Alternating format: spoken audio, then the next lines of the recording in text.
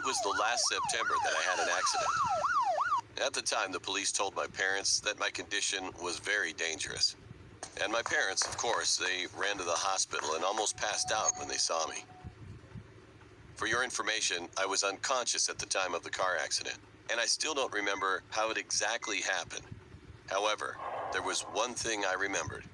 It was that I couldn't breathe at all. Do you know what it feels like to be breathless?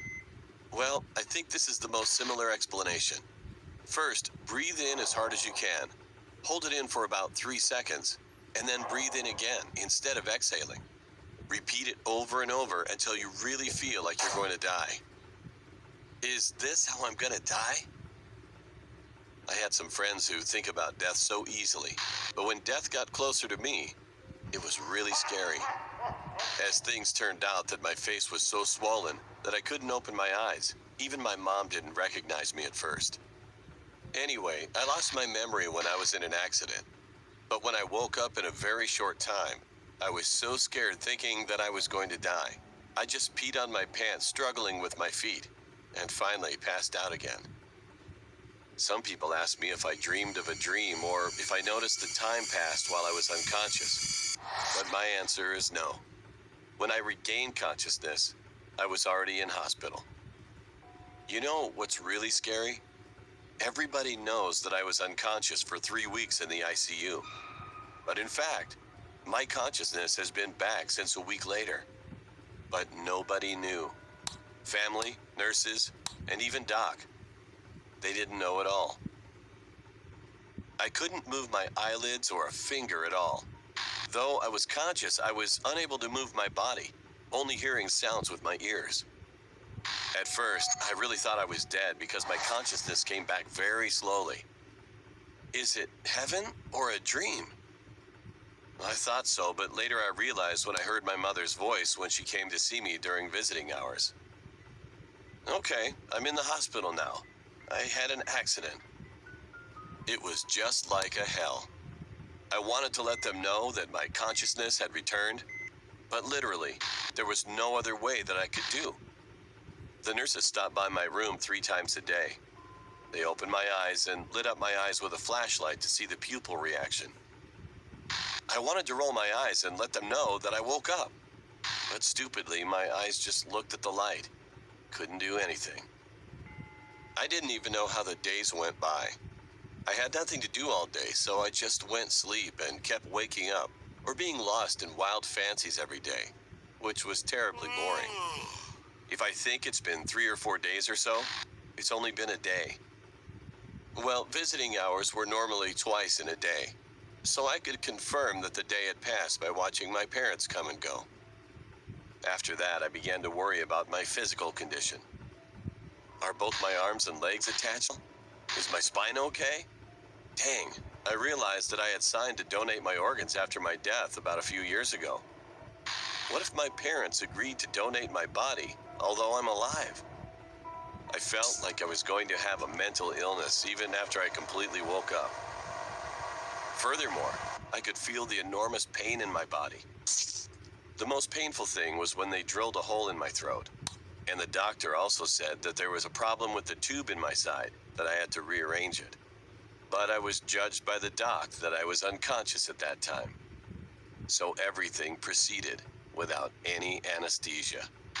But later on, when my consciousness was restored, I realized that the intensity of the pain at that time was less than 1/10 of the actual pain. During the coma, it didn't hurt at all when they wrapped my wound. But later, I woke up. It felt like I was going to die. As you see, when you visit the ICU, you can see that the patient's condition is all clean. The nurses usually take care of everything before visiting hours in the morning. Literally, everything. That made me respect the nurses. One day, the nurses put something in a container and then injected it in my nose through the tubes. Actually, I wasn't hungry at all until then, but as soon as the food was injected into my nose, I suddenly felt hungry. I must not feel the taste because it was put in my nose, but actually, it was really delicious, and I could feel the way the food went down vividly. And that thing stops just below the chest, and it feels like something warm liquid is wrapping the area. I really loved that feeling. But not long after, they sucked the food back with something like a syringe to see how much I had digested. I felt like my whole intestines were sucking up, and it really sucks.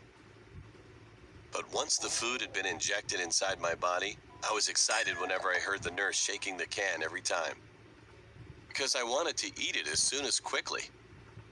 It's been about 2 weeks, and one day the doctor came in and said, "Let's wake me up." After some kind of drug was dosed, I thought I opened my eyes right after, but the doc said that I opened my eyes about an hour later. But nevertheless, the nurses were still all surprised, because no one usually wakes up in an hour. Of course, there wasn't much I could do after I opened my eyes. I was still put on a respirator and both my arms and legs were all tied up. I just kept my eyes open, moved a finger to right, talking a little bit. Just like that, I'd been given muscle relaxants for 3 weeks, and it seemed to have taken almost a month to walk again. Not only my arms and legs, but also my internal muscles were too relaxed. So it was the worst when I first went to the bathroom because I couldn't squeeze my butt at all. After a few weeks, I was able to leave the hospital. While lying down for a few weeks, I heard the nurses often gossiping about each other. So I just told my family about the fact that I was conscious. You don't want to embarrass each other, right? Well, whenever I lie on my bed before going to sleep, I keep thinking of that time. What if I can't breathe again while sleeping like this? Unfortunately, I can't sleep well since then, being scared of it. Imagine not being able to move a finger or your whole body at all, like my situation. You can't talk, and even you can't let the people know that you're awake. You know, hearing friends and family sob while you're lying down is much more miserable and just terrible than you thought. What most scary thing is that everyone doesn't know that you're conscious, but you are. Actually, this story isn't that great, but it's sure that this is something no one can experience easily. So I hope you guys are always careful and careful.